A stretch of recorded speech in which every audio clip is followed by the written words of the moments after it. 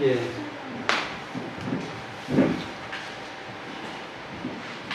교회에 대해서 쭉 좀 말씀을 드렸고, 마지막으로 이제 교회에 대한 신자의 자세가 어때야 될 것인가, 실천적인 부분인데 중요한 내용들을 좀 살펴보도록 하겠습니다. 자, 제일 먼저 교회에 대한 신자의 자세, 첫 번째, 성경이 말하는 교회가 무엇인지를 알고 성경적인 교회를 이루어야 된다는 것입니다. 너무 지나간 말이죠, 그죠? 네. 근데 여기 보니까 성경이 말하는 교회가 무엇인지를 알고 그랬죠? 저도 이제 교회 개척을 해서 16년째 제가 사역을 하고 있는데, 교회를 이루면서 제일 어려운 것이 뭐죠?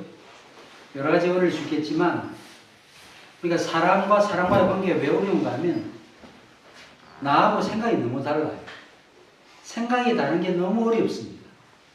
그러니까 교회에 대한 생각이 나와 너무 다른 거예요. 사람들이 이제 이렇게 모여오잖아요. 순복음 계통에서 신앙생활 분들, 장로교회에서, 침례교회에서, 감리교회에서, 선결교회에서 등등 이렇게 모여오잖아요. 그리고 어릴 때 또 교회생활 한 분도 있고, 그 다음에 청년 때 회심한 분도 있고, 가령 상황들이 다 다릅니다. 근데 보통 보면 어떤 교회를 이루려고 하는가 하면, 첫째는 자기 개인의 교회 경험이 긍정적인 분들이 있잖아요. 좋은 교회에 대한 인상을 갖고 있는 분들이 있잖아요. 그런 분들은 어떤 교회를 이루기를 원하는가 하면 본인이 경험한 교회를 이루어지기를 원해요. 제가 다녔던 어릴 때 그 교회, 혹은 내가 청년 때 회심했던 바로 그 교회, 그런 교회를 이루어 달라는 거예요. 그 다음에 또 한 부류는 교회 경험이 부정적인 경우, 교회에 이제 신물이 난다. 그런 분들은 어떤 교회를 이루어지기를 바라는가 하면 자신이 몸담았던 교회와 같지 않은 교회를 이루어지기를 원해요. 그래서 예를 들어서 직분자로부터 너무 큰 상처를 받았다. 그런 분들은 교회 굳이 직분자 필요하냐? 그래서 너나 나나 다 똑같지? 이런 식으로 나오면서 재직하고 뭐고 다 필요 없다. 그래서 교회 안에 무슨 위원회를 만들어가지고 교회를 이루는 분들이 계세요. 그러니까 왜 그런 현상이 나타납니까? 본인의 경험 안에서 긍정적이든 부정적이든 어쨌든 그런 경험을 통해서 자신이 원하는 교회를 이루려고 하니까 그런 일들이 일어나는 거예요. 그래서 제일 먼저 중요한 것은 성경이 말하는 교회가 뭔지를 알아야 되는 거죠. 그래서 우리가 쭉 살폈잖아요. 그죠? 교회가 뭔지를 먼저 알아야 돼요. 알지 못한 채 교회를 이루려고 해서는 안 되는 것이죠. 그리고 성경적인 교회를 근데 이루어야 된다라고 말했는데, 그럼 무엇이 성경적인 교회입니까? 여러분들 뭐라고 말씀할 수 있겠어요? 우리가 지금까지 배웠던 내용들을 가지고 이제 진술을 해야 되는데, 제가 앞서도 말씀드렸죠. 성경에 하나님의 말씀이라는 사실을 믿습니까? 라고 말하면 다 믿는다고 그래요.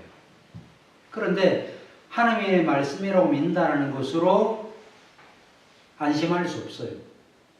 왜 그런가 하면 각자가 이해하는 성경의 내용이 다 다르기 때문에 그래요. 그래서 우리는 질문을 성경을 무엇으로 믿습니까? 라고 질문해야 되는데, 첫 번째는 이 질문에 대해서 뭐라고 대답해야 됩니까? 하나님의 영감된 말씀으로 믿습니다. 라고 대답해야 되겠죠. 그런데 그것으로 만족할 수 없습니다. 그 무엇을, 성경을 무엇으로 믿습니까? 라고만 물어서는 안 되고, 그 무엇을 무엇으로 믿습니까? 라고 또 물어야 돼요. 그게 무슨 말이죠? 여러분들 성경 해석의 방식이 왜 다릅니까? 다 성경적으로 말하는데, 자, 눈이 범죄하면 어떻게 하라고 그랬어요? 뽑아버리라고 그랬죠. 오른손이 범죄하면 잘라버리라고 그랬죠. 그걸 문자적으로 이해하면 돼요, 안 돼요? 안 되죠, 그죠? 근데 성경을 잘못 해석하면 문자적으로 해석을 하게 되는 것이죠. 그리고 또 잘못 오해하면 누구든지 마음으로 음료를 푼 자마다 간음했다. 산상모에 나타나죠. 근데 어떤 목사님은 그것을 모르고 어떻게 해석하는가 하면 비유로 해석해버려요. 비유로. 교회가 우상을 섬기는 것으로 영적인 간음행위로 해석해버립니다. 이런 현상들이 나타나기 때문에 그 무엇으로 믿습니까? 라고 질문하지 않을 수 없는 거예요. 그러면 이것이 가장 성경적이라는 것을 어떻게 우리가 판단할 수 있습니까? 사도적인 전통과 종교교육자들의 전통을 통해서 그것이 성경적인가 아닌가 여부를 파악할 수 있습니다. 아까 우리가 갈라디아서 4장 말씀 살펴봤잖아요. 이삭을 가리켜 뭐라 그랬죠? 성령을 따라 난 자라 그랬죠. 이스마엘을 가리켜 육체를 따라 난 자라 그랬죠. 그 내용을 빼버리고 갈라디아서 내용을 빼놓고 창세기만 딱 읽어보면 마치 정실인 사라가 후실인 하갈을 그냥 시기해가지고 쫓아내라 하는 것처럼 보이잖아요. 그러면 우리가 하나님이라고 생각했으면 그렇게 나올 때 아브라함이 물어오면 하나님이 뭐라고 대답해야 될 것 같아요? 그 중재 잘해가지고 싸우도록 하지 말고 잘 살도록 해라 이렇게 말해야 될 것 같잖아요. 근데 하나님이 뭐라고 말했죠? 사라의 말을 들으라고 그래요. 또 쫓아내라고 그러는 말하잖아요. 도덕윤리적으로 인간적인 관점에서 볼 때 그 쫓아내라는 말이 그게 말이 됩니까? 그리고 이전에 나가라 그럴 때는 천사를 통해서 돌아가라 그랬잖아요. 돌아가라 할 때는 언제고 나가라 그럴 때는 언제입니까? 이렇게 말할 수 있는 거 아닙니까? 그러니까 그런 관점으로 보면 이게 도대체 무슨 말씀인지 몰라요. 그러나 사도적인 해석에 빛을 비춰서 보면 그것은 뭘 가리키는 거죠? 육체로 따라 난 자는 하나님의 나라를 육으로 상속받을 상속자가 될 수 없다는 거 아닙니까? 위로부터 난 자, 성령으로 난 자만 하나님의 나라를 육으로 상속받을 수 있다는 것을 가리키는 내용이잖아요. 그러니까 이런 해석의 내용을 가지고 성경을 제대로 볼 수 있는 안목을 갖지 못하면 성경적이라고 하는데 사실은 비성경적인 교회를 세울 수밖에 없죠. 그래서 무엇이 중요한 거예요? 교리가 중요한 것입니다. 웨스트민스터 신학교 교수 중에 칼 트루만이라고 하는 교수가 있는데 종교개혁 때 로마 카톨릭과 종교개혁자들이 싸웠잖아요. 그렇죠? 그 싸움을 어떻게 해석했는가 하면 성경과 그러니까 성경과 교리와의 싸움이 아니란 말이에요. 여러분들 아신 바대로 침례 교도들은 신앙 고백서를 받아들이지 않습니다. 성경을 가장 좋은 신앙 고백서라고 여기는 거예요. 근데 우리는 성경과 함께 신앙의 전통을 받죠. 도르트 신조나 할레루야 음답을 받잖아요. 그렇죠. 왜 근데 그걸 받습니까? 왜 그것을 성경자라고 얘기하는 것이죠? 가장 성경적이라고 하는 사실을 하나님께서 역사 가운데 사도들의 해석, 그 다음에 아우구스티누스의 해석, 칼빈의 해석, 그 전통들을 통해서 무엇이 성경인지를 나타내 보이신 거예요. 그것을 가지고 성경을 보지 않으면 우리가 순수한 마음으로 아무리 성경을 하나님의 말씀으로 반다 할지라도 잘못될 수 있는 거예요. 그래서 로마 카톨릭과 개신교의 싸움은 성경과 교리와의 싸움이 아니라 성경적 전통과 비성경적 전통과의 싸움이라고 했어요. 무슨 말인지 아시겠어요?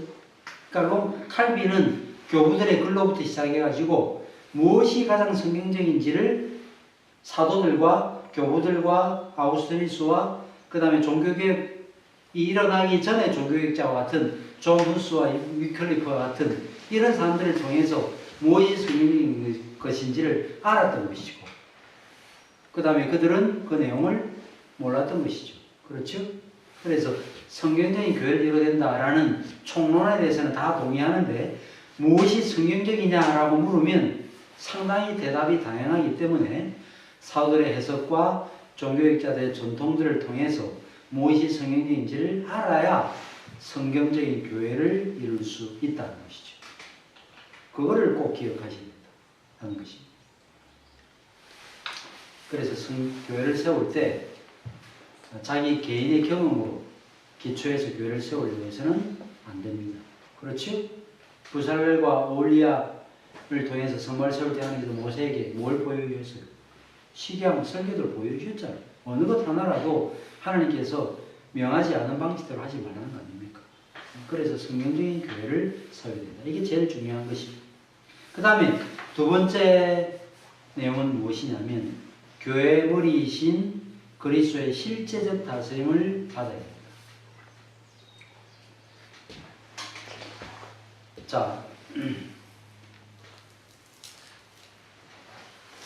좀 비유로 하나 들면 우리 입국 심사대 앞에 서게 되면 입국 심사를 할 때, 출국 심사나 입국 심사할 때 뭘 봅니까? 여러분들이 무슨 목걸이를 찾는지를 봅니까? 여러분들 손이 얼마나 휘고 가는지를 보나요? 뭘 봐요? 얼굴을 봅니다. 그 얼굴은 뭘 보여주는 거죠? 그 사람의 정체성을 보여주는 것이죠. 그게 정말 참 교회냐 교회가 아니냐를 결정하는 가장 중요한 시금석이 뭡니까? 그리스도가 얼굴이냐, 쉽게 말하면 그리스도가 머리냐, 이거죠. 그렇죠? 그리스도의 뜻이 드러나지 않으면 안 되는 것입니다. 그래서 실제적으로 그리스도의 통치를 받아야 돼요. 자, 골로새서 2장을 한번 보겠습니다. 골로새서 2장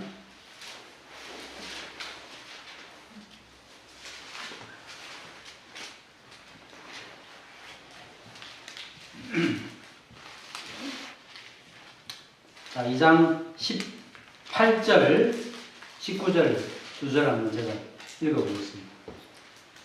아무도 꾸며낸 겸손과 천사 숭배를 이유로 너희를 정죄하지 못하게 하라. 그가 그 본 것에 의지하여 그 육신의 생각을 따라 헛되이 과장하고, 그 다음에 뭐라고 말하는가 하면 머리를 붙들지 아니하는지라. 온 몸이 머리로 말미암아 마디와 힘줄로 공급함을 받고 연합하여 하나님이 자라게 하심으로 자라느니라고 말했습니다. 여기 쭉 설명을 해요. 이 잘못된 이 유대주의자들이 돌아가지고, 거짓 선생들이 돌아가지고 이런저런 여러 가지 잘못된 일들을 했는데, 그들의 잘못을 쭉 설명하다가 나중에 뭘 설명하는가 하면 헛되이 과장하고 머리를 붙들지 않는지라고 했어요. 교회가 머리를 붙들지 않으면 잘못된 것입니다. 몸이 머리에서 잘려나가면 죽은 거예요. 그래서 그리스도가 드러나도록 하지 않으면 참 교회가 될 수 없다는 것을 제가 다시 한 번 더 말씀을 드립니다. 그 다음에 세 번째, 우리가 교회에 대해서, 교회 정체성에 대해서 설명하면서 우리가 교회가 어머니라고 말했죠? 교회의 어머니 됨을 기억하고 어머니로서의 교회를 사랑해야 된다. 어머니가 못 배웠다고 어머니가 아닙니까? 그렇지 않죠. 요즘에 저희 어머님이 치매 증세가 있으셔서 약을 드시거든요. 정말 참 때로는 답답합니다.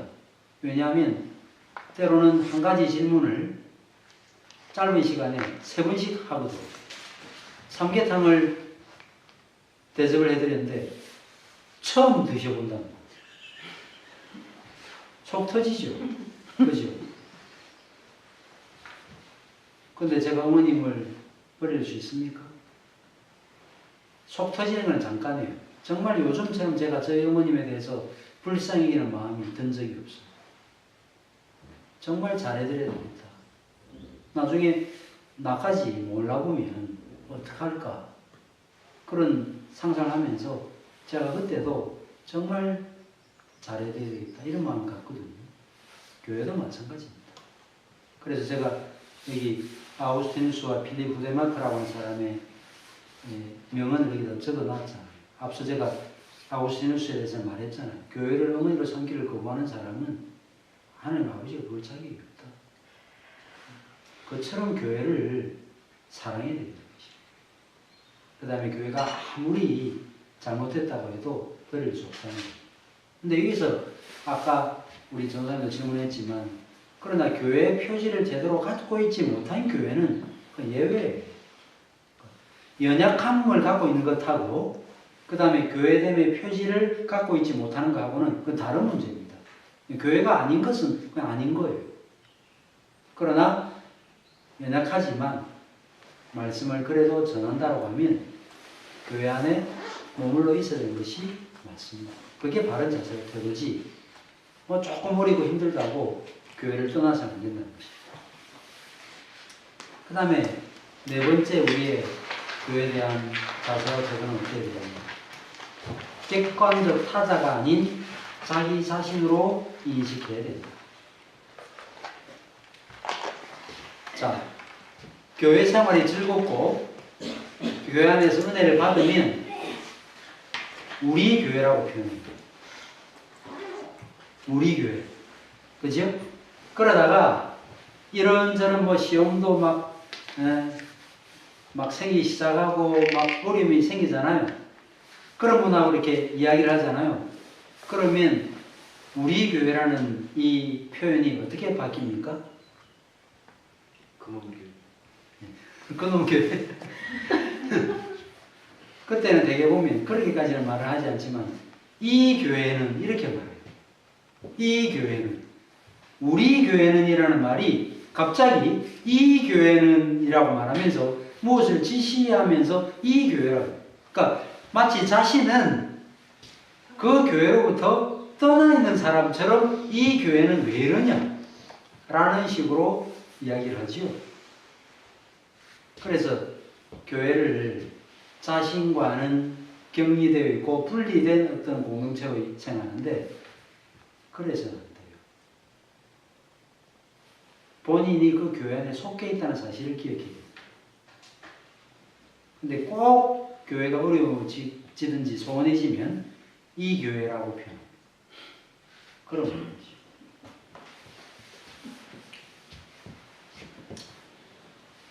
교회가 곧 납니다. 그래서 여러분 혹시 아시는지 모르겠지만 그 한국에 성야교회라는 교회가 있는데요. 김홍전 목사님이라고 들어보셨습니까?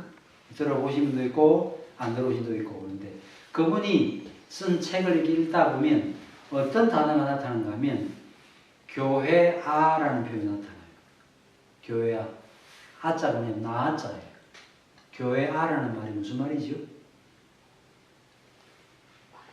교회에 대한 자아의식이 신자에게 있어야 된다는 거예요. 그러니까 교회하면 나와 동떨어진 객관적인 어떤 대상으로 봐서는 안 되고 교회하면 바로 나 자신으로 이해됩니다. 내가 속해 있는 교회로 이해됩니다.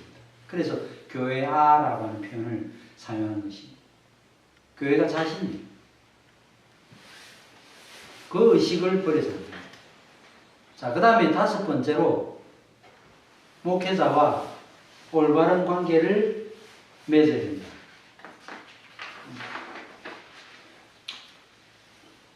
여기 성경 구절 나타나지 있죠, 그죠? 너희가 의 안에서 좁아진 것이 아니라 오직 너희 심정에서 좁아진 것입니다. 이게 무슨 말인지 아십니까? 저는 문맥을 설명을 하지 않으셔서 모르겠지만 여기 그 다음에 제가 설명을 해놨죠, 그죠? 여러분 고린도 후서를 읽어보시면 어떤 내용이 많이 나타나는가 하면 사도 바울이 자신의 사도권에 대해서 변호하는 내용이 많이 나타나요.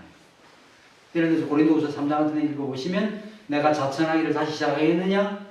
너희가 우리의 편지요? 그리스도의 편지다. 이런 표현이 나타나거든요. 그게 무슨 말인가 하면 당시에 거짓 교사들이 거짓 집단으로부터 추천서를 받아와가지고 고린도 교회 안에 거짓 선생 노릇하면서 물론 참 선생이라고 했겠죠. 그러면서 사도 바울 저놈은 공식 추천을 갖고 있지 않다는 거예요. 그래서 사도권에 대해서 심각한 이의를 제기했습니다. 그에 대해서 사도 바울이 무슨 이야기를 하는 것입니까? 자, 제가 아이를 키웠어요. 근데 대학생이 됐습니다. 근데 제 아들이 자, 바이올로지를 공부했어요. 유전공학을 공부해요. 예를 들어서 아버지 DNA를 내가 한번 조사 한번 해봐야 되겠다. 과연 내 아버지 맞는지. 그러면 이미 부자와의 관계는 깨어진 거죠. 그죠?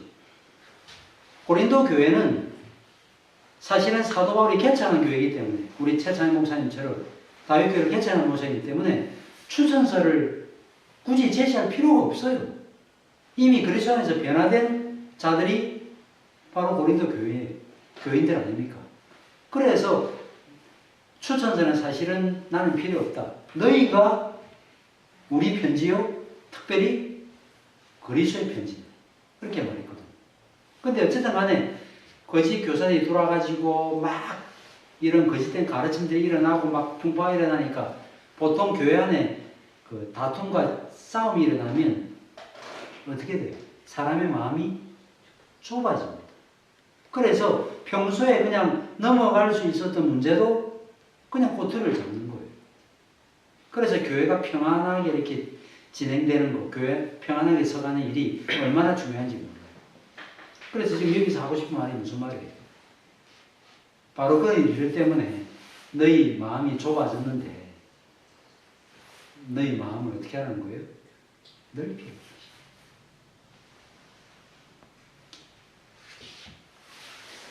교회 안에 분란과 다툼이 일어나면 마음이 자꾸 좁아지면서 쓸데없는 것을 가지고 막 태클을 거는 일들이 일어나거든요. 저는 여러분들에게 부탁을 드리지만 교회가 심각하게 빗나가지 않는 한 조금 연약함이 있으면 그건 어떻게 하면 좋아요?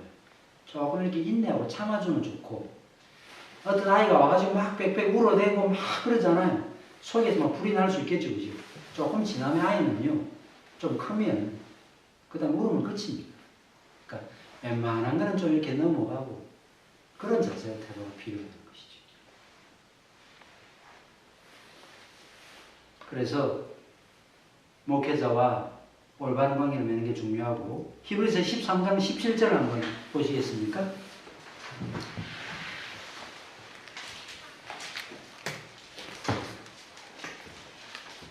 히브리서 13장 17절. 자, 여기 보니까 이렇게 말하죠. 너희를 인도하는 자들에게 순종하고 복종하라. 그들은 너희 영혼을 위하여 겸손하기를 자신들이 청산할 자인 것 같이 하느니라. 그들로 하여금 즐거움으로 이것을 하게 하고 근심으로 하게 하지 말라. 그렇지 않으면 너에게 유익이 없느니라 고 말했습니다. 여러분, 목회자와 관계가 왜 중요합니까? 목회자라고 한 사람이 다른 성도들보다 인격적으로 더 훌륭하고 그가 가지고 있는 직분이 더 귀중하고 뭐 그런 여러 가지 이유들 때문에 목회자를 존경하는 마음도 있겠지만 왜 목회자와 잘 지내야 되느냐면요. 그건 다름 아니라 목회자는 말씀을 전하는 사람이죠. 목회자와 관계가 조금 뒤틀려 있으면 주일날 설교 듣는 자세가 어때요? 네?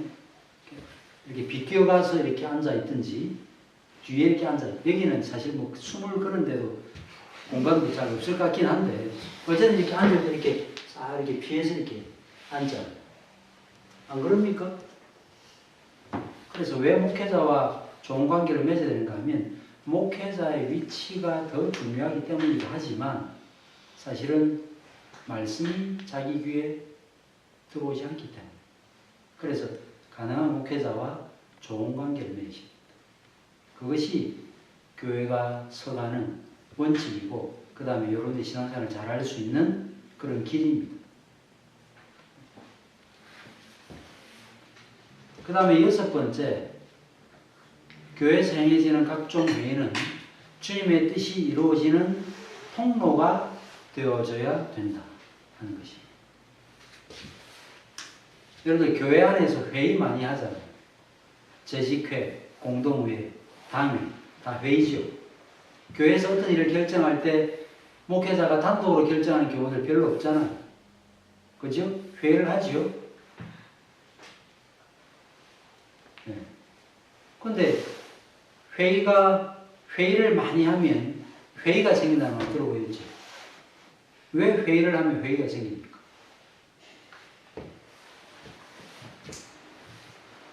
자, 회의가 뭔지는요, 사도행전 15장에 잘 나타나요.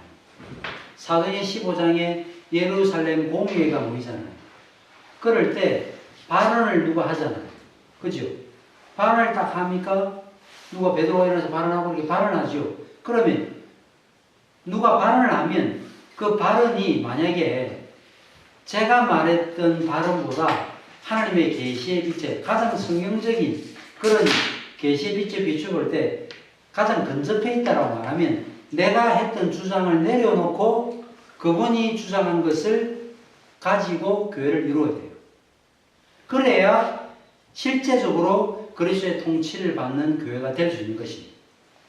근데 회의를 하면 왜 회의가 생기는가 하면 회의를 자기 뜻을 관철시키는 수단으로 여기거든요. 그러기 위해서 뭐까지 합니까?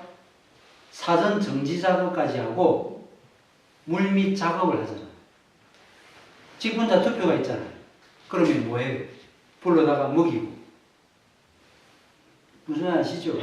개인적으로 이렇게 막 쉽게 말해서 무슨 유세하듯이 선거 유세하듯이 그렇게 하기 때문에 교회가 어려워지는 것입니다.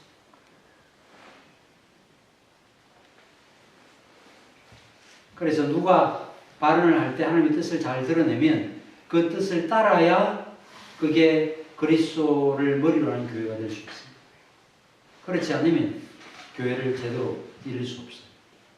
여기 어느 청교도 목사가 한 말을 제가 인용했죠. 기도회에서는 거룩한 성자처럼 기도하며 일반 생활에서는 위대한 성자처럼 사는 자들이지만 교회 회의에서는 악마가 되는 사람들이 있다. 공감이 되지요? 기도할 때는 청산유수처럼 기도합니다. 그런데 회의할 때는 회의를 해보면 그 사람 인성이 드러나지요. 탁구를 치든지 테니스를 쳐보면 그 사람 인성이 드러나는 것처럼 회의를 한번 딱 해보면 그 사람 인성이 드러나요. 자기 뜻을 어떻게든지 관철시켜요. 그래서는 안 되는 거죠. 회의가 주의 뜻이 드러나도록 해야 됩니다. 그래야 실제적으로 교회가 그리스도의 통치를 받는 교회가 될 수 있다. 잊어버리지 마십시오. 그 다음에 7번째로 은혜와 사명을 동시에 인지해야 된다. 은혜만 말하든지 사명만 말해서는 안 돼요. 그렇죠? 그래서 은혜를 받으면 하나님께서 우리에게 주신 사명을 감당해야 되고 그 다음에 사명을 감당할 때는 은혜로 감당해야 돼요. 그래서 은혜와 사명의 이 선순환이 일어나야 된다는 것입니다. 교회 안에 봉사를 할 수 있는 자격이 누구에게 주어집니까? 누가 봉사할 수 있죠? 헌법에 보면 세례교인이 할 수 있도록 되어 있습니다. 그렇죠? 왜 그러면 세례교인이 할 수 있도록 했을까요? 구속받은 구속의 기쁨과 즐거움이 우리에게 있어. 그 기쁨과 즐거움으로 그 일을 감당하도록 해야 돼요. 그래서 교회 안에는 어떤 형태로든지 어떤 봉사 일을 할 때 대가를 지불하는 일을 해서는 안 되는 것입니다. 봉사로 감사함으로 해요. 저는 제가 음악을 했는데요. 제가 찬양 인도도 하고 지휘를 했거든요. 근데 저희 교회는 찬양대가 없습니다. 저희 교회는. 저희 교회 교인 수가 작아서가 아니에요.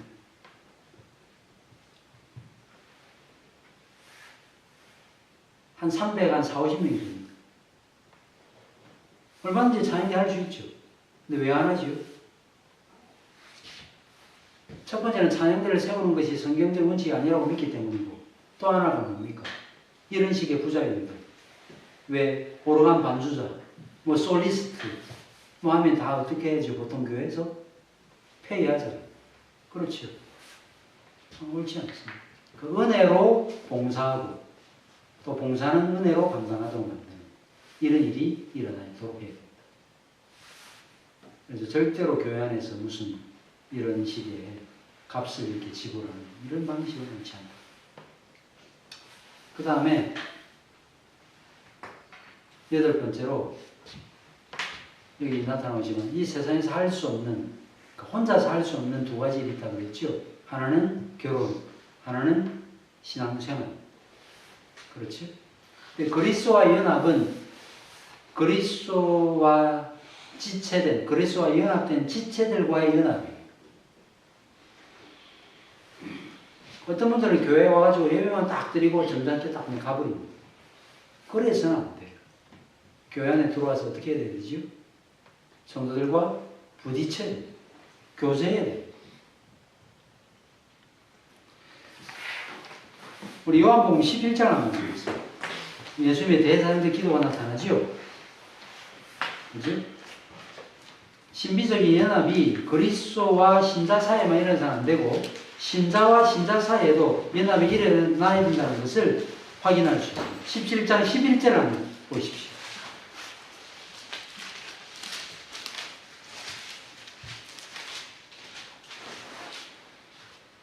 여기 뭐라고 말하죠? 나는 세상에 더 있지 아니하오나 그들은 세상에 있사옵고 나는 아버지께 가옵나니 그러하신 아버지여 내게 주신 아버지 이름으로 그들을 보존하사 우리와 같이 그들도 하나가 되게 하옵소서.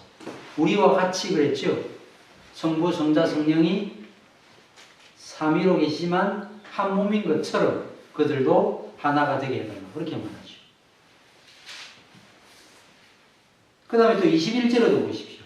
아버지여, 아버지께서 내 안에, 내가 아버지 안에 있는 것 같이 그들도 다 하나가 되어 우리 안에 있게 하사 세상으로 아버지께서 나를 보내신 것을 믿게 하옵소서. 우리가 하나 되지 아니하면 세상이 뭘 믿는 것입니까? 뭘 못 믿는 거예요? 성부께서 아들을 보내셨다는 사실을 못 믿는 것입니다. 그 진정한 하나됨을 교회를 통해서 확인할 수 있다는 것입니다. 그래서 교회가 정말 하나님의 교회라고 하면 무엇을 보여줘야 되지요? 참된 하나됨의 모습을 교회가 보여줘야 되겠죠. 그런데 교회 안에 들어가 보면 파벌이 있고 그 다음에 가족들끼리 서로 다 끼리끼리 나눠져 있고 그게 무슨 교회입니까? 그 다음에 9번째로 이 세상에 완벽한 교회가 있어요? 없어요? 없습니다. 어떤 이 예화 들어보셨죠? 어떤 분이 목사님한테 와가지고 저는 이 교회 못 다니겠습니다. 뭐 불평을 막 대면서 제가 정말 찾아야 될 교회를 가겠습니다. 그 참 교회가 있습니까? 없습니까? 그런 교회 있지 않습니까? 소개해 주십시오. 그렇게 말하니까 목사님 교회가 딱 하나 있다. 있긴 딱 하나 있는데 당신이 가면 참 교회가 될 수 없습니다. 당신이 가신 거야. 교회 완벽한 교회가 어디 있습니까? 완벽한 교회 없어요. 사도바울이 말했잖아요. 교회가 어떻게 된다고 그랬어요? 여기 인용되어 있습니까? 31번에 보세요. 그의 안에서 건물마다 서로 연결하여 주 안에서 성전이 어떻게 된다고요? 되어가고 그 다음에 성령 안에서 하나님의 거룩과 하심에 조처가 되기 위하여 예수 안에서 함께 지어져 가는 되어가고 지어져 가는 공사 중의 교회라고 말해요. 여러분들 건물들이 이렇게 공사 중에 있는 건물들에 들어가 보세요. 그 공사 중에 있는 건물에 들어가면 어떻게 되어 있죠? 모래, 자갈, 벽돌, 난장판이 그죠? 교회가 그렇다고 말해요. 완벽한 교회 없습니다. 완성을 향해 나아갈 뿐입니다. 그 다음에 10번째로 교회 안에 일어나는 대부분의 문제는 어떤 문제냐? 하나님의 성품을 담지 못한 신자로 인해서 야기된 문제입니다. 그러니까 그 교회의 문제는 곧 누구 문제냐면 우리의 연약함입니다. 우리가 그리스도 형상을 닮아가지 못하는 문제예요. 로마서